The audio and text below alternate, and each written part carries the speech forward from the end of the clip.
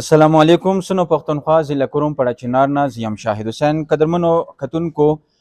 د ضلع کوروم کوم د درو میاشتو نه زیات کوم حالات دي د دې حوالې سره په ضلع کوروم پړه چنار او دې سره تړلي علاقو کوم خلک دي کوم شهري دي هغوی ته د مختلف مشکلاتو سره مخامخ دي لکه څنګه مو وکسو د څو ورځو راهیسې د ټل په لاره باندې تقریبا اتیاو ګاډو نه زیات کوم تجارتي قافله دی هغه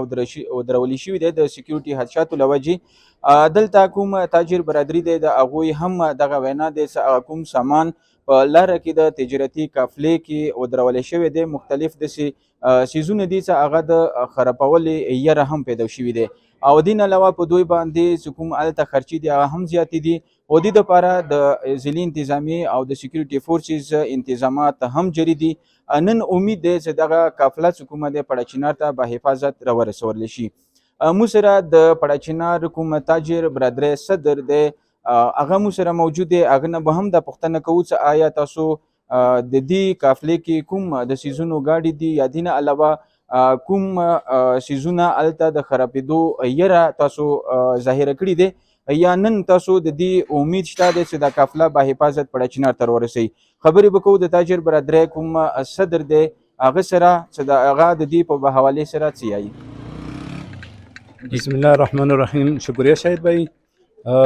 لکه څنګه تاسو ته معلومه ده چې درو میاشتونه د ټل پړه چنار لارې باندې و دې کې ډېر د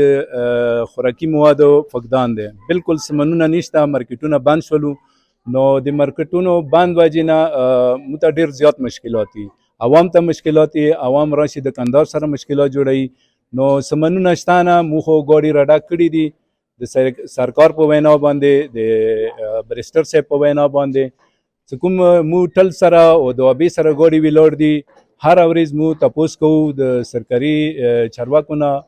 بار بار مو ته چې انشاءالله سهارې به راشي سهارې به کېږي نو ډېرې ورځې شو چې ولاړ دي هغه کې د سبزۍ ګاډي خاص کر سبزي تقریبا زیاته خرابه شوي دی او دې کې چرګې دي چچک دي چې هغه ورکې مړ کېږي نور ورکې د خوراکي مواد څومره غوړي دي دال دي او چینی دی دا ټول هلته ولاړ دي موږ بار بار دغه امید سره سرکار ته ریکویسټ کوو بار بار پاک آرمی ته منډې ویو پولیس ته او ایف سی ته و ټولو ته ریکویسټ یا کوو و سا ریکویسټ کوو چې برای مهرباني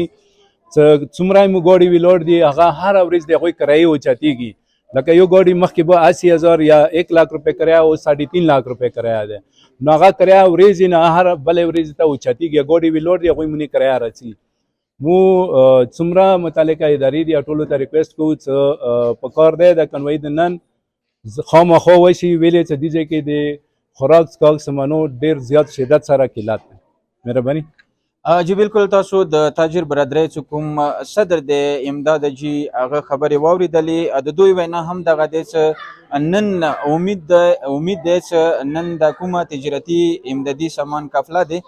د پړه چنار ته به حفاظت راورسولی شي دوی یوه بله خبره دا هم وکړله چې هلته کوم داسې څیزونه شته د سبزۍ یا دې نه علاوه د کوم چکن دي یا کوم نور سامانونه دي هلته د خرابېدو یره هم ښکاره کړي دی دوی مختلف د انتظامي سره یا د سکیورټي فورسز ادارو سره هم په رابطې کې دي او نن دا امید ښکاره کړی دی چې نن دا قافله به حفاظت پړه چنار ته راورسولی شي جی